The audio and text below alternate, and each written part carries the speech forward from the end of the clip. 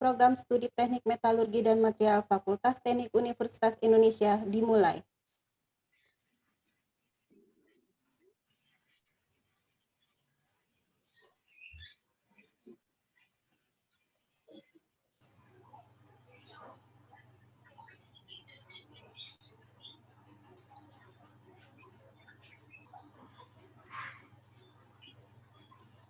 Bapak Dekan, silakan Pak untuk memulai. Masih mute, Pak. Baik, Assalamualaikum warahmatullahi wabarakatuh. Selamat pagi. Assalamualaikum. Pada hari ini, Kamis 21 Januari 2021, sidang terbuka promosi Doktor Universitas Indonesia dengan ini saya buka. Calon Doktor Saudara Heri Oktadinata. Sidang terbuka promosi doktor yang saat ini berlangsung akan mengajukan pertanyaan atau sanggahan atas disertasi saudara yang berjudul Peningkatan Ketangguhan Impact pada Sambungan Las Busur Inti Flux Baja SM570 TMC dengan penambahan nikel. Sebelumnya kami perlu perkenalkan terlebih dahulu nama tim penguji sidang promosi doktor ini. Sebagai promotor adalah Profesor Dr. Insinyur Winarto MSI. Selamat pagi Prof. Win. Selamat pagi Pak Dekan. Kemudian sebagai kopromotor adalah Profesor Dr. Insinyur Edi Sumarno Sirat, Master of Engineering. Selamat pagi Prof. Edi. Sebagai tim penguji, yang pertama ini suatu kehormatan karena ada Profesor Dr. Triyono STMT dari UNS Solo. Selamat pagi Prof. Triyono. Selamat pagi Pak Dekan. Kemudian ada Profesor Dr. Insinyur Muhammad Anis, Master of Metallurgy.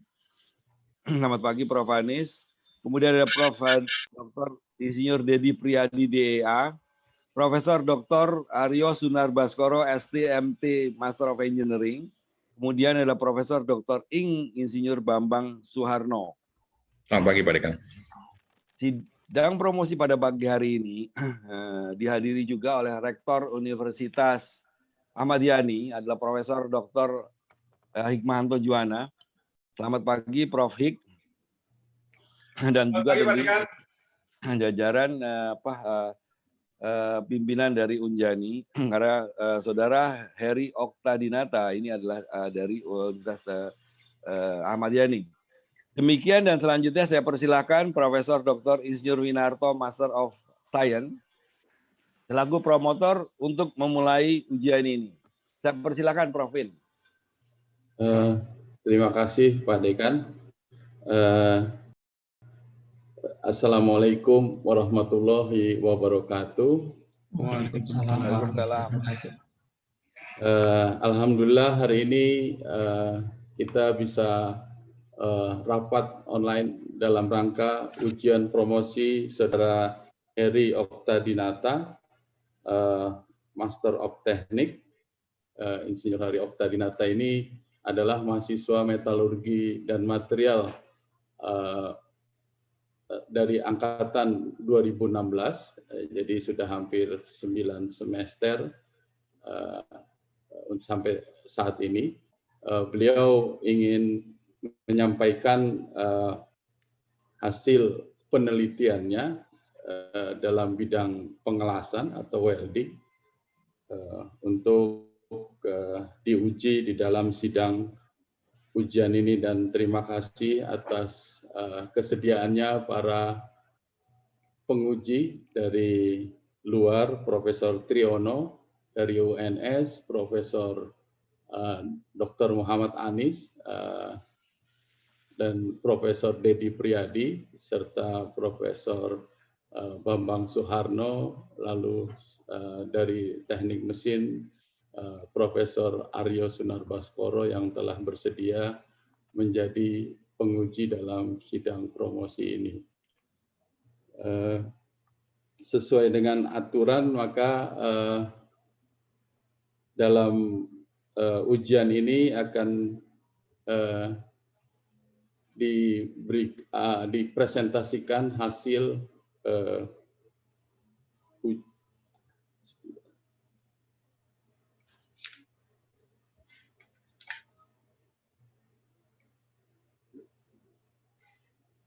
yaitu akan mungkin nanti akan sesuai dengan protokol akan dipimpin oleh sidang oleh Pak Dekan selaku ketua sidang di dalam promosi ini. Demikian kami ucapkan terima kasih. Assalamualaikum warahmatullahi wabarakatuh. Waalaikumsalam. Waalaikumsalam warahmatullahi wabarakatuh. Dipersilakan Saudara Heri Oktadinata untuk menyampaikan presentasi. Ada diberi waktu 15 hingga 20 menit. Selanjutnya nanti akan dilanjutkan dengan pemaparan atau pertanyaan dari Pak Dewan. Waalaikumsalam. Assalamualaikum warahmatullahi wabarakatuh. Waalaikumsalam warahmatullahi wabarakatuh. Yang saya hormati Promotor Profesor Dr. Insinyur Winarto MSc, perkenankan saya membacakan ringkasan atau inti disertasi saya sebagai berikut.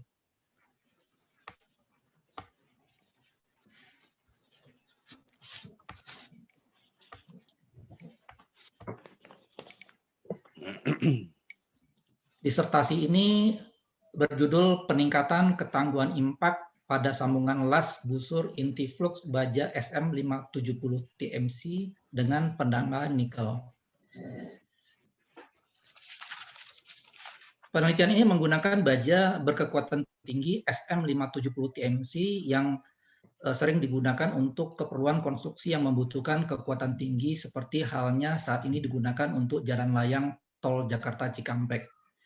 Problem pengawasan fusi pada baja SM570 TMC umumnya adalah terjadi perubahan struktur mikro dan sifat mekanik, lalu turunnya ketangguhan impak di daerah HAZ dan di daerah well metal, dan terjadinya atau timbulnya tegangan sisa di daerah HAZ dan well metal. Beberapa penelitian terdahulu menunjukkan bahwa ketangguhan impak well metal pada baja berkekuatan tinggi jauh lebih rendah daripada base metalnya sendiri. Sementara pengawasan fusi dapat menghasilkan tegangan sisa baik itu di daerah HAZ maupun di daerah well metal. Penelitian lain menunjukkan bahwa masukan panas rendah dan penambahan jumlah nikel yang tepat dapat memperbaiki ketangguhan impak di well metal. Penelitian ini bertujuan untuk mendapatkan jumlah nikel yang optimal di well metal untuk meningkatkan ketangguhan impak pada hasil lasan baja SM570 TMC. Lalu juga akan mengevaluasi pengaruh nikel di wet metal terhadap pembentukan asikular ferit dan mengevaluasi pengaruh nikel di wet metal terhadap tegangan sisa pada daerah las baja SM570 TMC. Beberapa penelitian dituangkan dalam fishbone diagram seperti terlihat di slide berikut ini bahwa peningkatan ketangguhan impak baja berkekuatan tinggi telah dilakukan penelitian-penelitian oleh beberapa peneliti dan ditinjau dari berbagai faktor seperti pengaruh gas pelindung, pengaruh masukan panas, lalu pengaruh temperatur rendah terhadap penurunan ketangguhan impak, serta pengaruh dari unsur-unsur seperti nikel, mangan, dan molibdenum. Penelitian ini akan fokus pada pengaruh nikel dan juga akan melihat juga pengaruh masukan panasnya.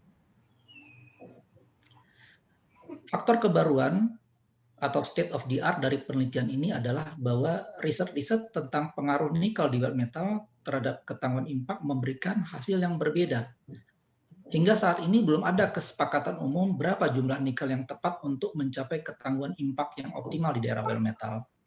Selanjutnya, publikasi hasil studi pengaruh nikel di well metal umumnya sebatas menganalisis pengaruh kandungan nikel terhadap perubahan fasa yang mempengaruhi ketangguhan impak.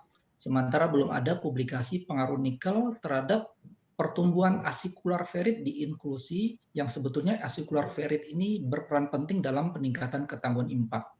Dan yang ketiga adalah belum adanya publikasi pengaruh nikel di well metal terhadap besaran tegangan sisa pada sambungan las baja SM570 TMC. Diagram alir dari penelitian ini dibagi dalam 3 bagian, yaitu persiapan alat dan bahan, kemudian eksperimen pengelasan, dan pengujian. Persiapan alat dan bahan mencakup persiapan material SM570 TMC dengan tebal 16 mm, lalu dilakukan proses pengelasan pada heat input atau masukan panas yang rendah, dan kemudian juga bagaimana pengaruhnya jika menggunakan masukan panas tinggi. Lalu setelah itu dilakukan pengujian non-destruktif yang meliputi pengujian X-ray dan pengukuran tegangan sisa menggunakan difraksi netron. Dan dilanjutkan dengan destructive test yang meliputi pengujian komposisi kimia di daerah wear metal terutama, kemudian pengamatan struktur mikro menggunakan mikroskop optik, menggunakan mikroskop elektron, dan menggunakan EPMA, Electron Probe Microanalyzer. Dan juga melakukan pengujian sifat mekanik seperti pengujian tarik, kekerasan, dan ketangguhan impak pada beberapa temperatur. Data kemudian dianalisis dan dilakukan pembahasan hingga menjadi kesimpulan. Parameter pengelasan karena menggunakan plat tebal 16 mm membutuhkan 10 pas atau 10 layer termasuk backwell dengan menggunakan heat input rata-rata di bawah 1 kJ per milimeter. Lalu komposisi kimia di daerah wear metal di observasi dan terlihat seperti tabel pada slide di mana nikel yang didepositkan di daerah wear metal mengalami penurunan sedikit dibandingkan nikel di kawar lasnya karena ada pengaruh dilusi terhadap base metalnya. Observasi struktur mikro, hasil pengamatan mikroskop optik menunjukkan bahwa pengaruh dari nikel ketika menggunakan 0,4% nikel pada foto mikroskop optik yang A, kemudian terlihat bahwa struktur mikro menunjukkan ferrit side plate, acicular ferrit, grain boundary ferrit atau GBF, dan inklusi. Dan ketika jumlah nikel ditambah hingga 1%, maka terlihat acicular ferrit cukup banyak atau cukup dominan dibandingkan 0,4% nikel. Namun ketika nikel ditambahkan hingga 1,5%, acicular ferrit tidak bertambah lebih banyak, tapi justru menurun. Observasi lebih lanjut menggunakan menggunakan scanning elektron mikroskop atau SEM untuk melihat bagaimana acicular ferrit terbentuk, maka terlihat bahwa acicular ferrit ini ternukleasi atau tumbuh pada inklusi. Pada 0,4% nikel dan 1% nikel, inklusi berpotensi untuk men-trigger pembentukan acicular ferrit, namun tidak pada 1,5% nikel, di mana inklusi di sini tidak men-trigger pembentukan acicular ferrit. Lalu pengujian menggunakan SEM untuk mengetahui unsur atau kombinasi senyawa pada inklusi menunjukkan bahwa inklusi adalah berupa oksida yang merupakan kombinasi unsur Ti, Mn, Si, Al, Mg dengan O, seperti terlihat pada data di slide. Ini untuk 0,4% nikel. Lalu untuk penggunaan 1% nikel juga oksida yang terbentuk mempunyai kombinasi yang sama, yaitu Ti, Mn, Si, Al, Mg dengan O. Dan demikian juga dengan 1,5% nikel. Kombinasi unsurnya juga sama, hanya saja di 1,5% nikel, inklusi ini atau oksida ini tidak memicu atau tidak men-trigger pembentukan acicular ferrit. Jika data ini direkap, maka terlihat di sini bahwa penggunaan 0,4% nikel pada LNI 04, 1% nikel pada LNI 10, dan 1,5% nikel pada LNI 15. Di sini dari 0,4% nikel ke 1% nikel, Al dan Mg itu mengalami kenaikan, namun kemudian turun ketika 1,5% nikel. Namun sebaliknya pada unsur Mn dan Si, di mana terjadi penurunan Mn dan Si dari nikel 0,4% ke 1%, namun meningkat drastis pada nikel 1,5%. Dari sini kemudian dianalisis bahwa pada yang terlihat pada gambar di sampingnya bahwa ketika menggunakan 0,4% nikel, di mana oksida kompleks yang terdiri dari unsur Ti, Mn, Si, Al, Mg dengan O, ketika nikel ditambahkan hingga 1%, maka Al dan Mg akan semakin banyak masuk ke oksida kompleks. Demikian. Tapi pada 1,5% nikel, justru Al dan Mg keluar dari oksida kompleks, sehingga ini jika dikaitkan dengan unsur Al dan Mg ini sebetulnya adalah paduan, sudah dikenal sebagai paduan yang efektif membentuk oksida potensial pembentuk asikular ferit, sementara Mn dan Si bukanlah paduan yang efektif untuk membentuk oksida potensial. Inklusi ketika diobservasi lebih lanjut untuk ukurannya, terlihat di sini ya pada 0,4% nikel, ukuran inklusi yang berpotensi untuk tumbuhnya asikular ferit adalah ketika ukuran inklusi berkisar antara 1 sampai 2 mikron.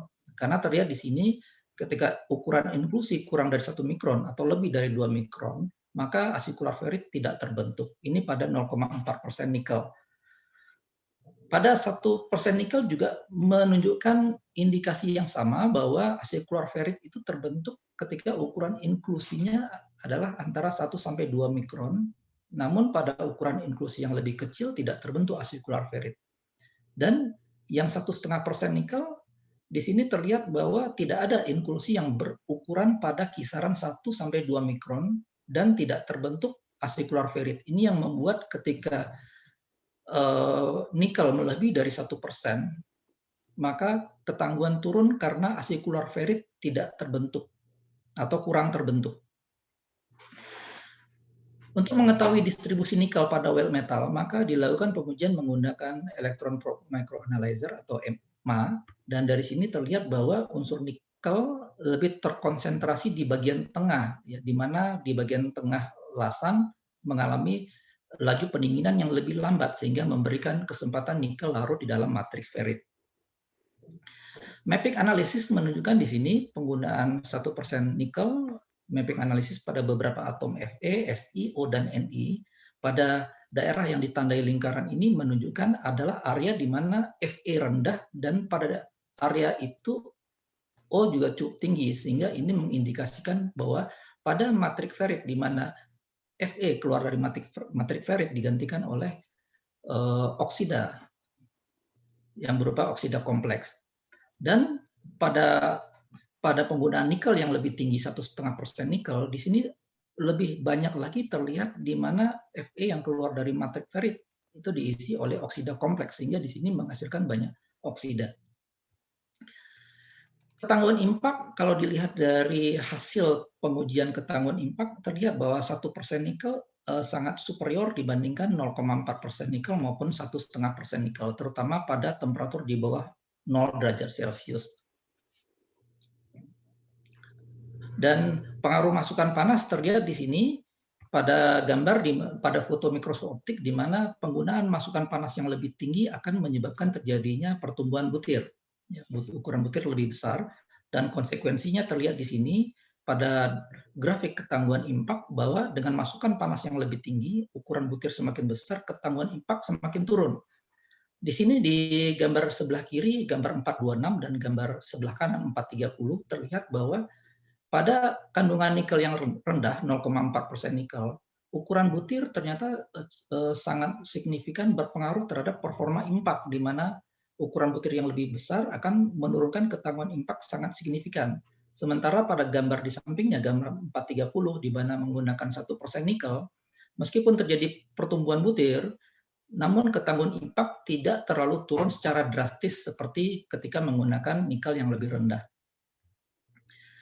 Dan berikutnya adalah untuk mengetahui tegangan sisa yang terjadi di daerah well metal, kemudian di daerah HAZ. Tegangan sisa diambil pada beberapa titik di well metal dan HAZ pada kedalaman 3 mm dari permukaan dan di bagian tengah yaitu 8 mm dari permukaan plat yang tebalnya 16 mm. Untuk mengukur tegangan sisa ini, maka terlebih dahulu diukur modulus elastisitas EHKL dan rasio Poisson HKL. Nah, ini diperoleh data bahwa pengukuran modulus elastisitas HKL dan rasio Poisson itu dilakukan dengan menggunakan difraksi neutron, selain juga menggunakan alat uji konvensional seperti mesin uji tarik.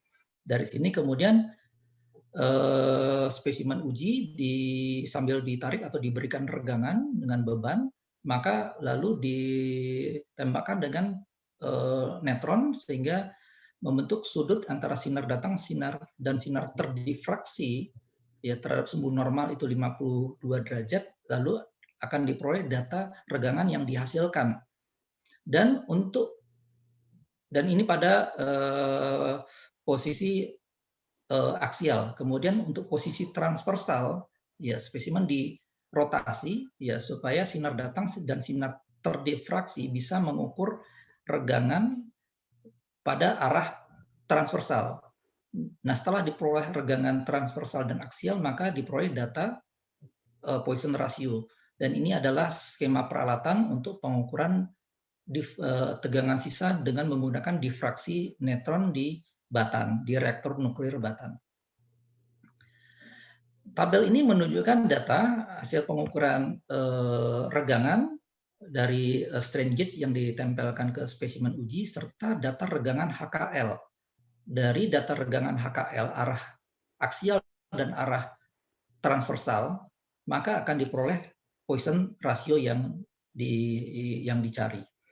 Nah, setelah mendapatkan Poisson ratio dan modul elastisitas HKL, maka tegangan sisa baru bisa dihitung berdasarkan formula yang tampil di slide ini.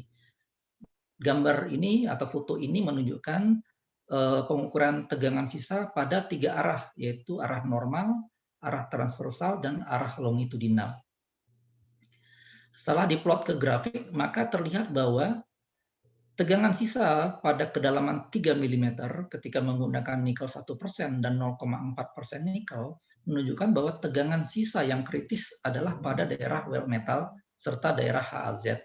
Dari ketiga arah tegangan sisa, maka tegangan sisa longitudinal adalah yang paling tinggi atau paling kritis dibandingkan tegangan sisa arah normal dan arah transversal. Ini pada kedalaman 3 mm. Lalu jika dilihat pada kedalaman 8 mm, maka tegangan sisanya turun. Hal ini bisa dimengerti karena pada kedalaman 8 mm untuk pengelasan multipass ada efek tempering sehingga akan mereduksi tegangan sisa. Kesimpulan dari penelitian ini, kesimpulan perbedaan kandungan nikel di well metal akan mempengaruhi struktur mikro. Inkulisi potensial di well metal mempengaruhi pembentukan asikular ferrit yang akan meningkatkan ketangguhan impak. Sementara masukan panas rendah akan menghasilkan kekuatan dan ketangguhan well metal paling baik dibandingkan masukan panas yang lebih tinggi, di mana masukan panas lebih tinggi akan mengakibatkan terjadinya pertumbuhan butir serta turunnya ketangguhan impak. Well metal yang mengandung sedikit asikular ferrit mengalami penurunan ketangguhan impak yang signifikan ketika terjadi pertumbuhan butir dibandingkan well metal yang mengandung asikular ferrit yang lebih sedikit, yang lebih banyak. Tegangan sisa arah longitudinal lebih tinggi daripada arah normal dan transversal, di mana tegangan sisa longitudinal pada kedalaman 3 mm lebih tinggi dibandingkan kedalaman 8 mm. Hal ini karena tegangan sisa di kedalaman 8 mm telah tereduksi atau telah terkurangi karena efek tempering dari pengelasan multipass. Saran untuk penelitian lebih lanjut adalah untuk menggunakan kandungan nikel yang bisa dicoba hingga 1,2% untuk melihat jika masih bisa dioptimalkan ketangguhan impak atau jumlah asikular ferritnya. Dan untuk yang kedua, untuk mengeliminir tegangan sisa, maka penelitian lanjutan disarankan menggunakan perlakuan panas post heating setelah pengelasan agar tegangan sisa bisa diturunkan. Yang ketiga, penelitian lanjutan disarankan menggunakan masukan panas yang rendah, yaitu di bawah 1 kJ per milimeter untuk meminimalkan turunnya sifat mekanik.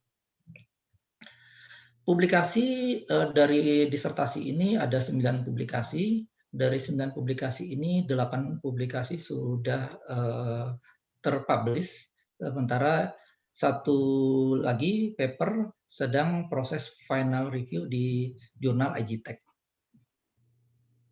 Ya. Demikian ringkasan disertasi yang saya sampaikan dan terima kasih.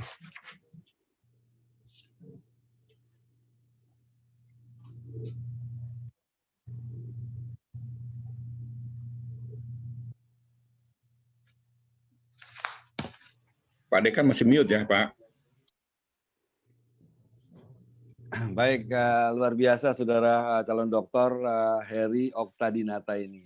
Tadi saya baca ada 9 publikasi di mana ada 6 yang penulis pertama. Waktu yang diberikan kepada Anda tadi Anda manfaatkan dengan baik. Tepat 15 menit Anda gunakan.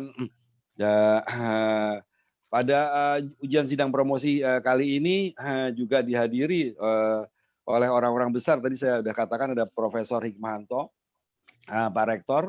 Kemudian juga ternyata ada Pak Adi Ganda Putra STMT. Kemudian ada Profesor Bambang Suciatmo, dosen Unjani. Kemudian ada Ketua Jurusan Teknik Mesin Unjani, Pak Aji Gumilar STMT. Jadi ini ujian yang menurut saya ujian yang luar biasa. Nah, baik saudara Promovendos Heri Oktadinata, acara ini akan dilanjutkan dengan pertanyaan dan sanggahan dari para penguji. Saya persilahkan yang pertama ini adalah Profesor Dr. Triyono STMT, Guru Besar Fakultas Teknik Universitas 11 Maret, untuk menyampaikan pertanyaan atau sanggahannya. Saya persilahkan Prof. Triyono. Terima kasih Pak Dekan. Assalamualaikum warahmatullahi wabarakatuh. Waalaikumsalam warahmatullahi wabarakatuh. Sebelumnya salam hormat untuk guru-guru saya dan juga untuk Pak Rektor Unjani. Selamat kepada Pak Heri Oktadinata atas capaian prestasi hari ini yang sudah memasuki tahap promosi doktor ya.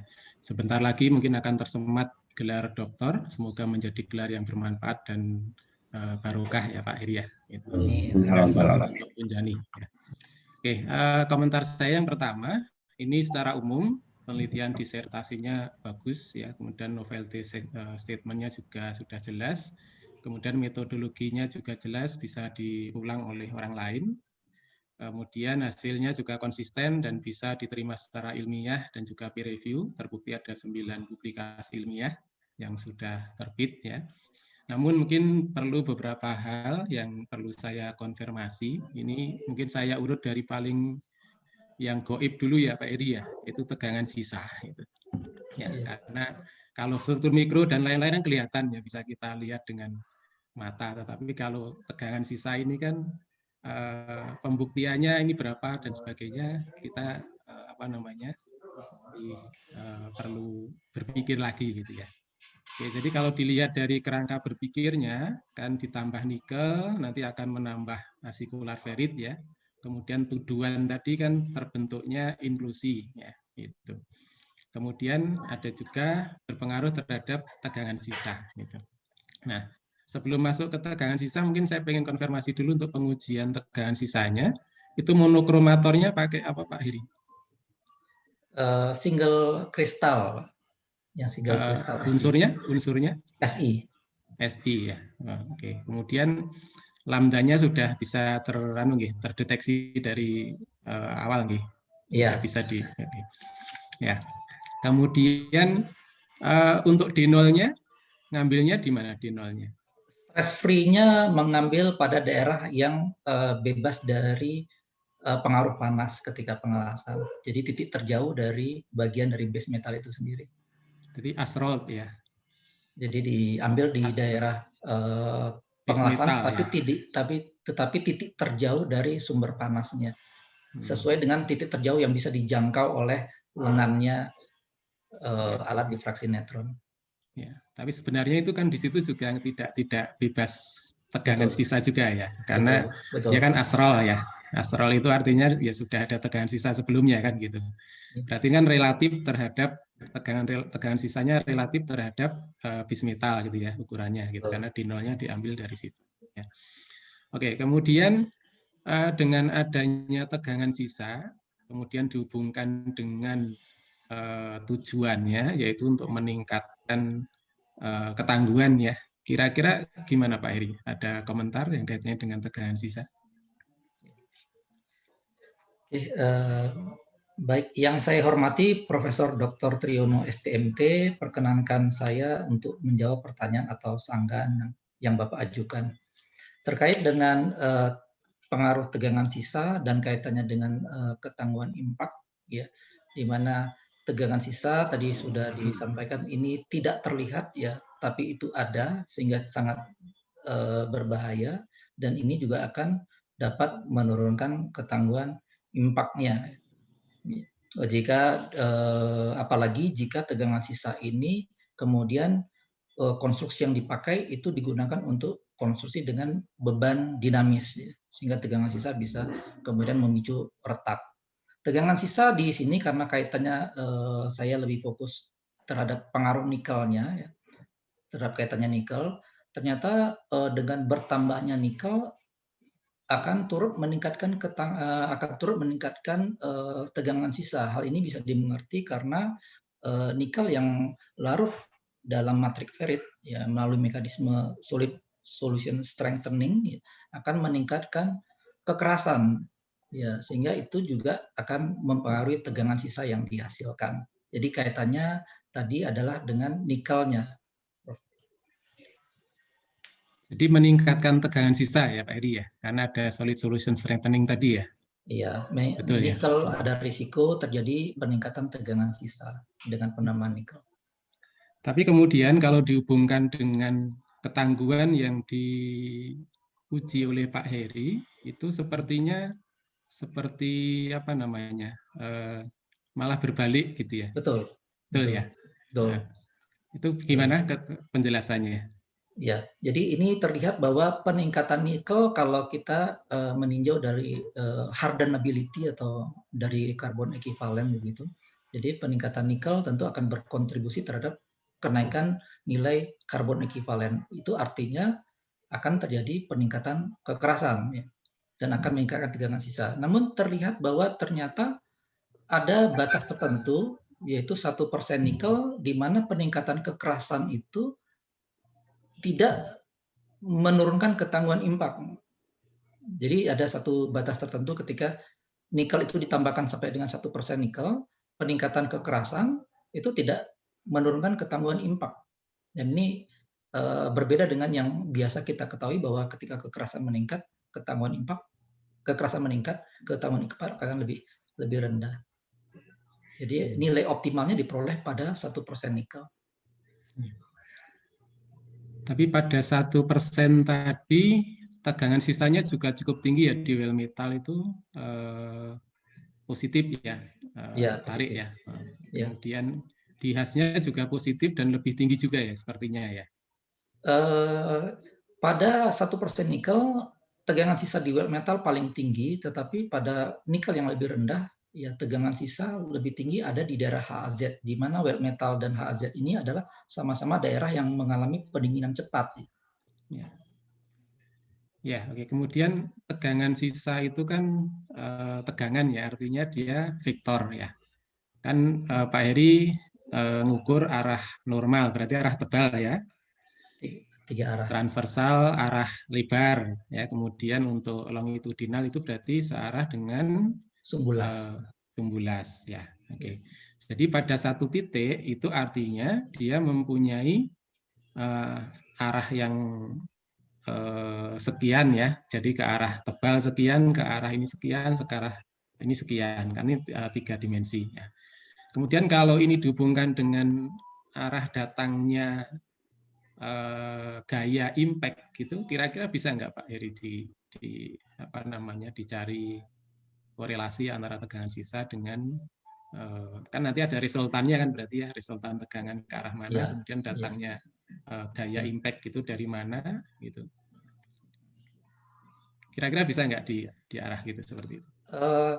Saya tidak menghitung sampai di sana, tetapi ini menjadi masukan juga bahwa dari 3 arah tegangan sisa yang paling tinggi atau paling kritis adalah arah longitudinal atau arah sumbulas. Itu paling tinggi.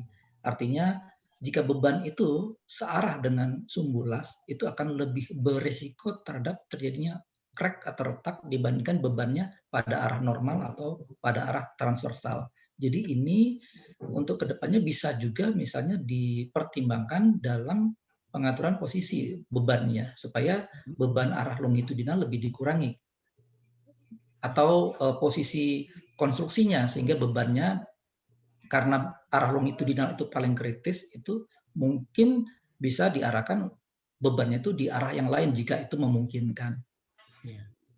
Artinya tegangan sisa itu sebenarnya tidak selalu merugikan ya. Mungkin Betul. highlightnya seperti itu ya. Ya. Jadi kalau tadi di saran itu Pak Eri menyarankan untuk adanya post fail heat treatment ya. Iya. Untuk menghilangkan tegangan sisa biar turun gitu kan gitu. Sebenarnya kan tidak selalu merugikan ya, bisa saja positif ya. Kalau tegangan sisanya itu negatif misalkan tekan, kemudian ada arah yang membuat berlawanan dengan tekan kan berarti dia bisa memperkuat material itu kan gitu. Iya, betul Prof. Ya, Ya. gitu. Gimana Prof? Cukup? Ya. Bagaimana Prof Triyono? Cukup? Cukup Pak Dikan untuk sementara. Baik. Terima kasih. Terima kasih Prof Triyono.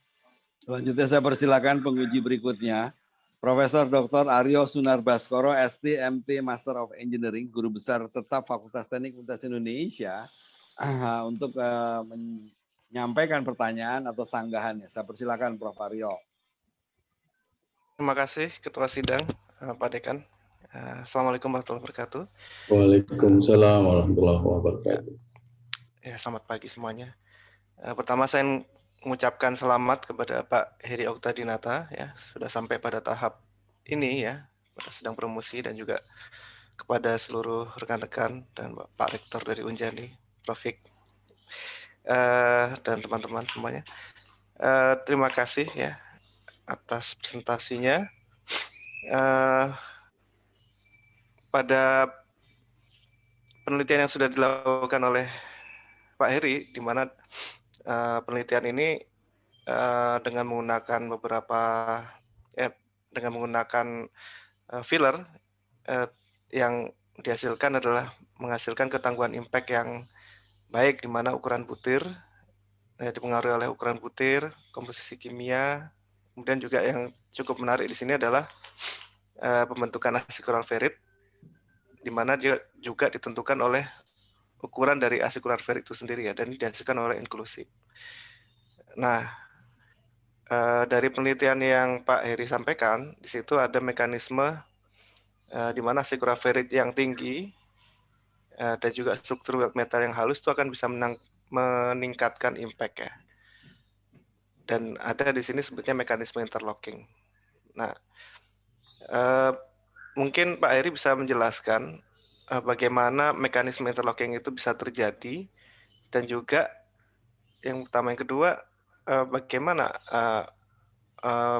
fenomena kompresi pada arah tegangan sisa itu tidak terjadi pada arah longitudinal, itu tidak terjadi kompresi. Mungkin bisa dijelaskan Pak Heri. Demikian. Ya. Baik, yang saya hormati Profesor Dr. Aryo Sunarbaskoro, ST, MT, MN, perkenankan saya untuk menjawab pertanyaan atau sanggahan yang Bapak ajukan. Ya, pertanyaan yang pertama tentang mekanisme interlocking ya, dari asikular ferrite. Ya. Asikular ferrite ini sebetulnya fasa ferrite, hanya morfologinya adalah morfologi asikular. Dari morfologi asikular yang berbentuk asikular atau needle mungkin dalam bahasa Inggrisnya, itu saling bersilangan, posisinya saling bersilangan, sehingga dengan posisi yang saling bersilangan, saling menumpuk dan jumlahnya banyak, itu menjadi saling mengunci. Nah, saling mengunci ini yang kemudian akan memberi dampak terhadap kemampuan untuk mempertahankan ketangguhan impaknya. Yang kedua terkait dengan residual stress ya, antara kompresi dengan tarik, tension dan compression ya. Tegangan sisa, compression memberikan benefit, tetapi tegangan sisa yang berupa tension itu memberi efek yang merugikan. Nah, hasil penelitian ini menunjukkan bahwa tegangan sisa yang dihasilkan pada hasil pengelasan ini adalah tension ya. Demikian juga pada arah longitudinal yang tegangan sisanya paling tinggi dibandingkan arah yang lain juga menunjukkan bahwa itu tension, bukan compression. Dan ini tentunya sangat merugikan. Dan tingginya tegangan sisa arah longitudinal ini bisa dimengerti karena proses expansion dengan proses kontraksinya cukup besar dialami adalah pada arah sumbulas. Nah, ini yang menyebabkan lebih dominannya efek tension untuk arah longitudinal. Demikian jawaban yang dapat saya berikan. Ya, terima kasih Pak Heri. Mungkin sedikit masukan. Itu mungkin bisa di-extend sebenarnya ya untuk pengamatan ke arah yang agak lebih jauh sedikit dari sembulas, itu mungkin bisa jadi dia ada kompresinya juga sebenarnya kan ya.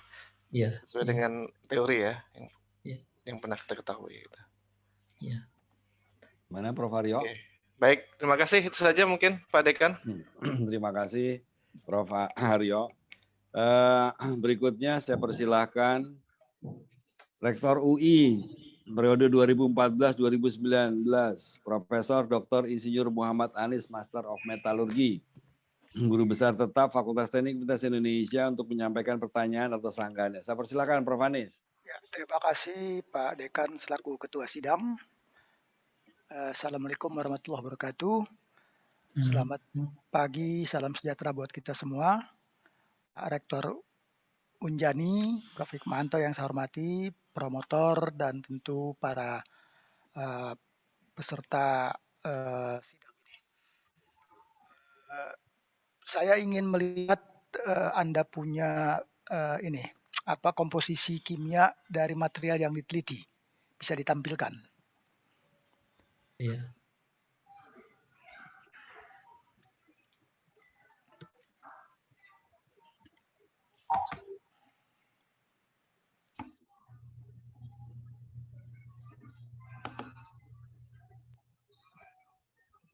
Atau kalau lama ini saya tanya aja, dia masuk kategori HSLA atau bukan?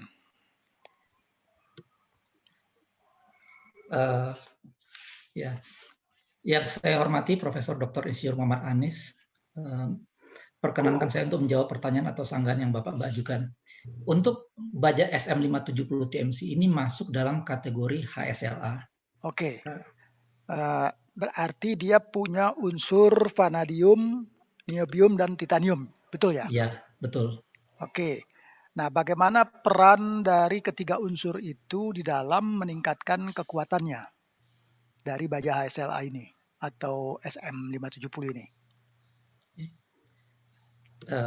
Baik, Profesor Dr. Insinyur Muhammad Anis izin menjawab. Baja SM570 TMC ini diproses menggunakan metode TMCP, Thermomechanical Control Process, di mana di situ ada proses pemanasan, heating, dan diikuti dengan pengerolan, sehingga terjadi penghalusan butir. Ya.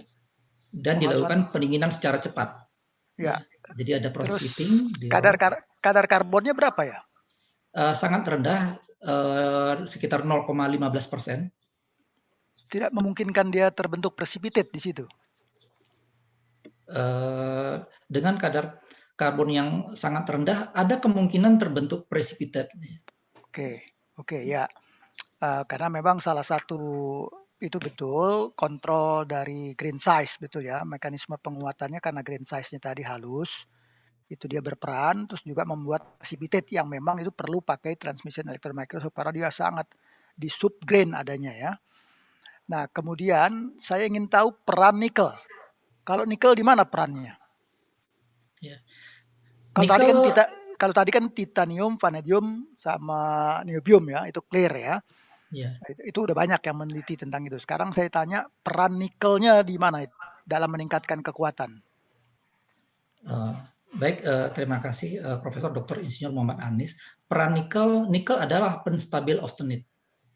Peran nikel di sini kalau kita melihat dari CCT diagram, terlihat dengan bertambahnya nikel akan menggeser kurva CCT ke arah kanan.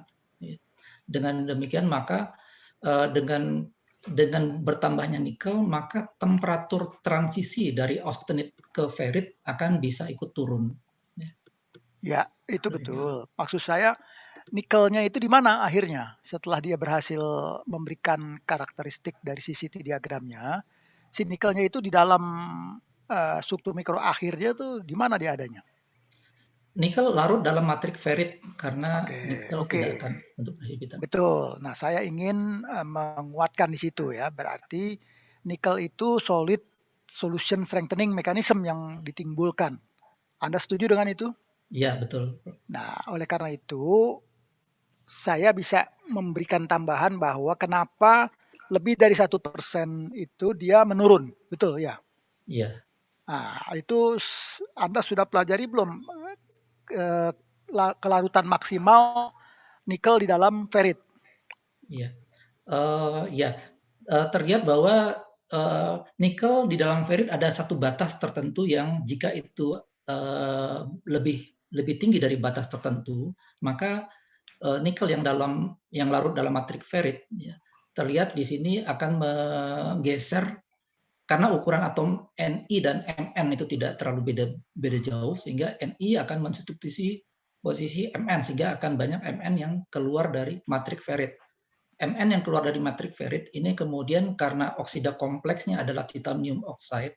Nah, titanium oxide ini lebih punya kecenderungan untuk menyerap mangan dari matrik ferrit sehingga akan tertarik masuk ke oksida kompleks. Ini yang menyebabkan ukuran oksidanya jadi lebih besar ya, sehingga inklusi potensial untuk pembentukan asikular ferritnya tidak terjadi karena ukuran inklusinya lebih besar dari 2 mikron.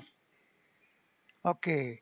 Nah, sekarang bagaimana Anda bisa tahu nikel itu setelah di-reject oleh si ferrit, terus dia membentuk apa kira-kira ya? Nikel pada dasarnya tidak akan membentuk fasa kedua. Ya, tapi sebagai apa dia? Kan di-reject. Kan tadi saya katakanlah batas tertentu 1% lah kalau melihat hasil Anda nih di sekitaran 1%. Nah, Anda kan punya alloy yang 1,5%. Ya. Nah, itu kemana yang 0,5%-nya kira-kira?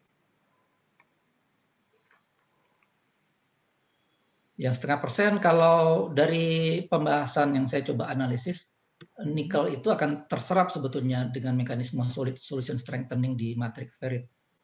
Oh, kan dia jenuh udah. Kan dia sudah jenuh. Iya. Tidak lagi kan kemudian menurunkan kekuatan juga ya kalau nggak salah ya, kalau yang 1,5 itu. Ya, hardness-nya meningkat, tetapi tidak terlalu berbeda jauh sebetulnya yang 1%. Hanya impact-nya yang sangat pengaruh terjadinya penurunan ketahuan impact.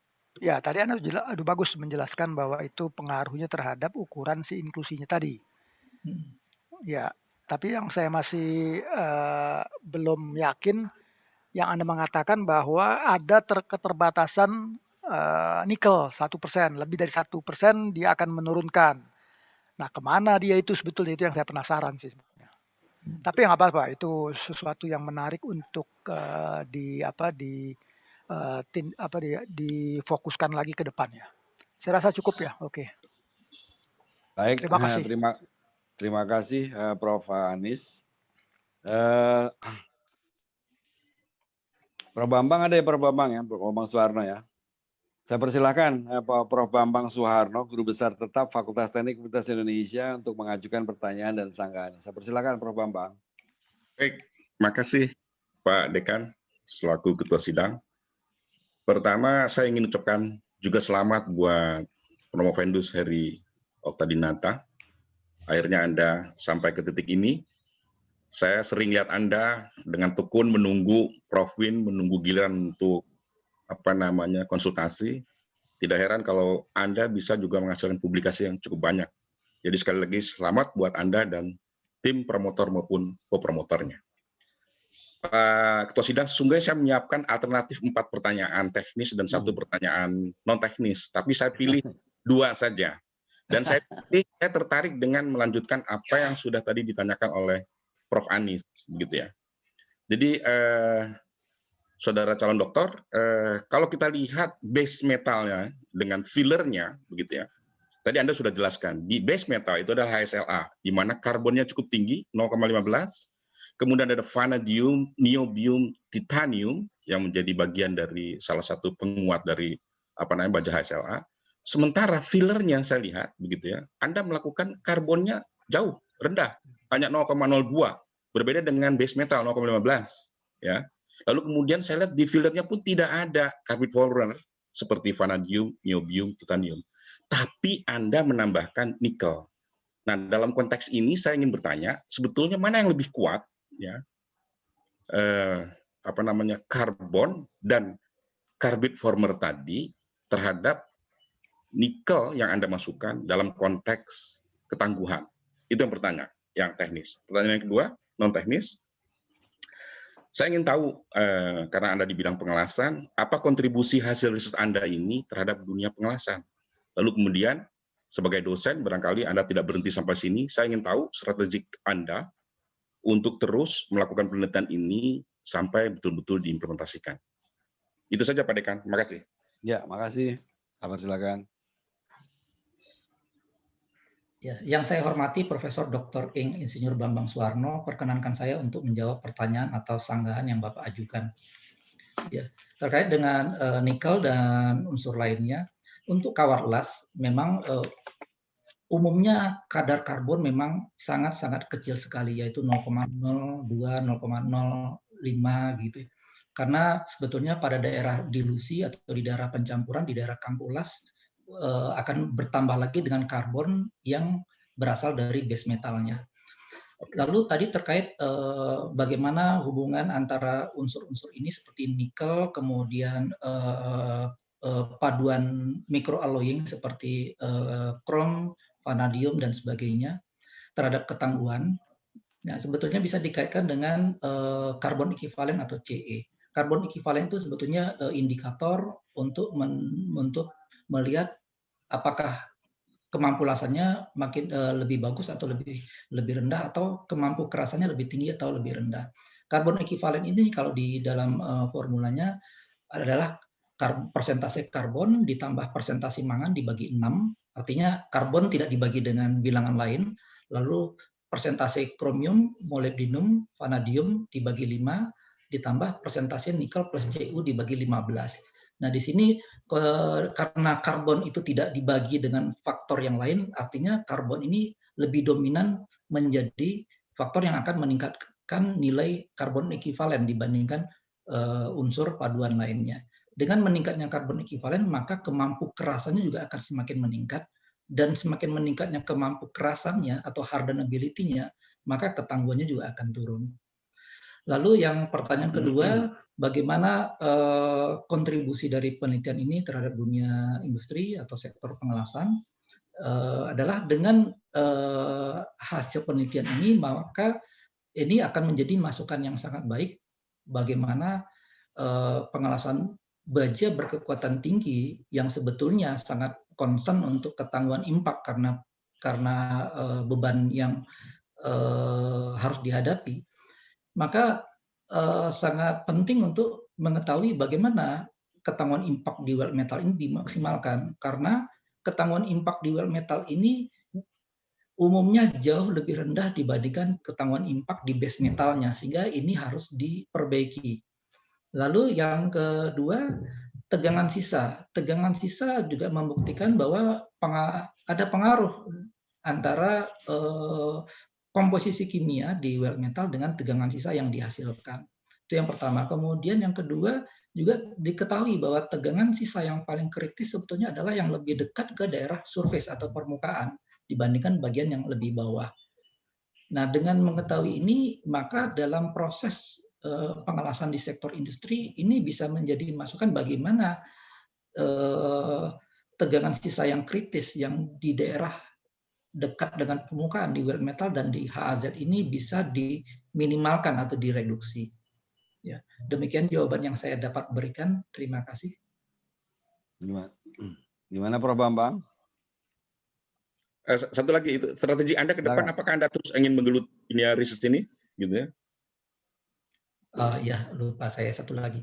Ya, baik, Prof. Bambang. Satu lagi mengenai strategi untuk kedepannya, karena pohon penelitiannya di sini, itu bagaimana meningkatkan ketangguhan impact, maka tentunya sebagai suatu penelitian ini masih ada keberlanjutan seperti yang tertera di bagian terakhir, yaitu saran. Saran itu juga sebetulnya saran untuk diri saya sendiri, agar untuk penelitian kedepannya bisa dilanjutkan dengan penelitian yang ada hubungannya dengan penelitian yang dilakukan saat ini. Baik, cukup Pak Ketua Sidang. Terima kasih. Terima kasih. Mas Promovendus, maksudnya Pak Prof. Bambang Suwarno tadi, kalau dilihat dari sarannya ternyata atau kesimpulannya masih luas sekali sebenarnya area yang bisa diteliti. Nah, mungkin ada teman-teman dari Mas Heri, dari Unjani tinggal bicara sama Pak Rektor, tolong dikirim lagi untuk sekolah S3 di metalurgi dan material. Gitu kira-kira ya Pak, ya Prof Bambang ya. Setuju sekali Pak, gitu. Kita welcome. Ya. Jadi ditunggu teman-teman yang lain. Baik, sekarang gilirannya udah nggak ditanya-tanya lagi Mas Heri. Sekarang gilirannya adalah kopromotor sama promotor. Jadi saya persilakan kopromotor Profesor Dr. Insinyur Edi Sumarno Sirait, Master of Engineering, Guru Besar Tetap Fakultas Teknik Universitas Indonesia, untuk menyampaikan tanggapan dan komentar. Tanggapan dan komentar Prof. Edi, jadi nggak boleh bertanya.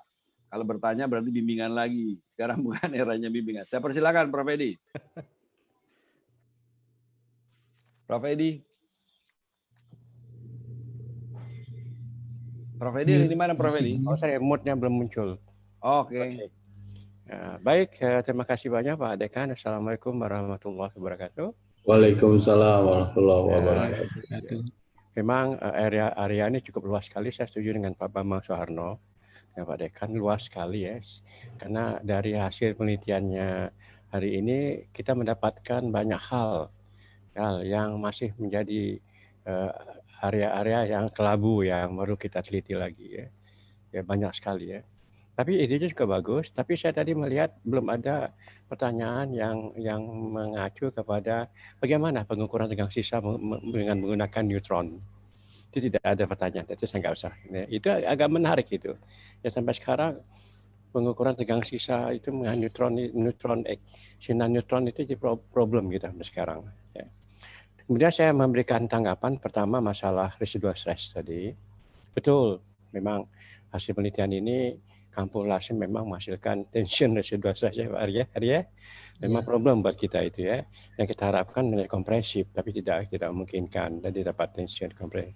Kemudian tadi pertanyaan Pak Aryo mengenai aciculaperat interlocking, memang kita harapkan menghasilkan struktur ferrite atau dengan acicular ferrite. Dengan acicular ferrite, maka terjadi proses interlock, maka meningkatkan permeability.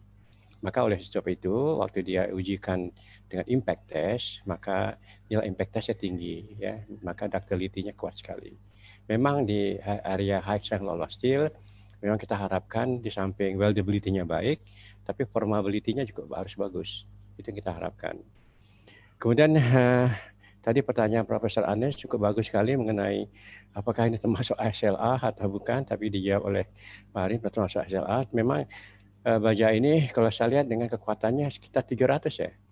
700 atau 500 Pak Ari? 490. Oh ya, termasuk hasil yang lolos steel. Karena di atas 500 sudah termasuk advanced high strength steel. Tapi ini masuk HSLA. Tapi saya setuju karena penguatan HSLA ini bukan disebabkan terbentuknya fasa. Tapi disebabkan oleh precipitation natrium titanium carbide. Jadi precipitation natrium titanium carbide nitride. Ya betul itu. Beda sama baja-baja lain sepertinya dual phase steel. Kalau dual phase steel itu terbentuknya fasa baru. Contohnya adanya martensite di island matrix ferrite. Jadi beda antara penguatan di HSLA sama penguatan di baja-baja high strength steel yang lainnya. Satu penguatan disebabkan oleh terbentuknya fasa baru, yang satu disebabkan oleh terbentuknya precipitation natrium tadi yang Prof. Anes sampaikan tadi karena terjadinya istilah kita itu adalah adanya finning effect, mengunci sehingga terbentuk butir-butir baru ya. Itu bagus sekali. Kemudian yang jadi masalah kita sebenarnya mengapa ini yang tadi Pak Prof. Bambang sampaikan tadi memang benar menggunakan low carbon, tidak ada neodymium titanium pada filler, tapi pada base metalnya ada. Inilah yang menarik bagi kita karena ada peran daripada nitrogen atau hidrogen di situ. Ya, sehingga terbentuknya natrium carbonitride ya di kampung Las ya. Yang ini yang jadi perhatian bagi saya sampai sekarang saya masih bertanya mengapa filler metal dengan kandungan nikel bisa menciptakan acicular ferrite struktur. Ini merupakan area yang sangat bagi saya sangat perlu diteliti lebih lanjut itu. Nah, bagaimana peran daripada gas nitrogen atau nitrogen konten dalam welded dan nitrogen konten dalam base metal, itu pengaruh juga itu. Biasanya alkyl ferrat itu terbentuk akibat TMCP, thermomechanical control, di deformasi, baru kemudian austenite gepeng-gepeng, maka terbentuk butir baru, maka alkyl ferrat. Tapi di sini tidak ada deformasi, tidak ada apa, cuma pilar metalnya melebur, nikel masuk ke dalam, maka terbentuk alkyl ferrat. Ini mekanismenya saya masih belum tahu. Ini yang saya setuju dengan Prof. Bambang tadi, areanya luas sekali. Ini merupakan kunci bagaimana mekanisme terbentuknya alkyl ferrat pada kampuhlas diakibatkan adanya nikel. Ini di persoalan bagi kita. Ya. Kalau ini memang dapat mekanisme yang baik sekali, saya rasa pengelasan kita dengan nikel cukup baik karena pasti kampuhlasnya akan ductile dan permeability-nya tinggi. Itu yang kemudian yang lain saya rasa tidak ada lagi pertanyaan yang bagus karena tadi saja saya katakan bagaimana neutron diffraction itu mampu mendeteksi tegangan sisa. Saya rasa itu aja dari saya, Pak Dekan. Mungkin saya nggak akan lama-lama karena itu tadi yang saya dengar tadi pertanyaan yang disampaikan oleh para penguji. Jadi saya catat di sini dan saya sampaikan kembali. Terima kasih banyak. Assalamualaikum warahmatullahi wabarakatuh. Waalaikumsalam. Luar biasa Prof. Edi tanggapan dan komentarnya. Saya persilahkan selanjutnya promotor Profesor Dr. Insinyur Winarto, Master of Science, Guru Besar Tetap Fakultas Teknik Universitas Indonesia, untuk menyampaikan tanggapan dan komentarnya. Silakan Prof. Win. Terima kasih Pak Dekan selaku Ketua Sidang. Terima kasih pula kepada seluruh penguji yang telah menguji promovendus Saudara Heri Oktadinata. Ya, sebenarnya memang weldability sesuatu logam saat ini memang belum banyak didalami di dalam riset-riset khususnya di Indonesia, karena lebih ke arah langsung implementasinya. Dan kebetulan memang Saudara Heri ini sebelumnya ingin melakukan proses yang penelitian weldability untuk material kapal selam mini produk nasional. Waktu itu Kementerian Pertahanan ingin membuat, yaitu dengan material HY80, yaitu suatu material yang memang high strength steel dan juga tahan di temperatur rendah di dasar laut untuk underwater untuk kapal selam. Jadi mengingat kesulitan dalam memperoleh material ini, mengingat Indonesia masih diembargo untuk membeli bahan-bahan yang memang untuk military, sehingga kami di semester awal-awal ini terbentur masalah itu, sehingga penelitiannya dialihkan untuk high strength steel untuk infrastruktur di jembatan layang ini. Jadi Saudara Heri ini cukup panjang penelitiannya mengingat keterbatasan material tadi, sehingga saya selaku promotor juga cukup bangga dengan beliau untuk terus melakukan penelitian tentang weldability ini. Memang terus terang bahwa nikel yang ditambahkan ini suatu unsur yang unik, mengingat nikel ini kalau di stainless steel, apalagi saat ini Indonesia telah merupakan produsen nikel terbesar juga di dunia, yang memiliki tambang cukup besar, sehingga nikel ini bisa dimanfaatkan juga sebagai bahan-bahan untuk perbaikan atau improvement dari hasil pengelasan. Jadi kalau di stainless steel mungkin nikel dengan dirubah atau ditambahkan 4% saja di austenitic ferritic itu akan berubah menjadi duplek, tapi lebih dari 8% nikel bisa merubah menjadi full austenitic. Jadi memang nikel untuk kebutuhan baja-baja tahan karat itu diperlukan sekali, dan khusus juga untuk baterai, industri baterai.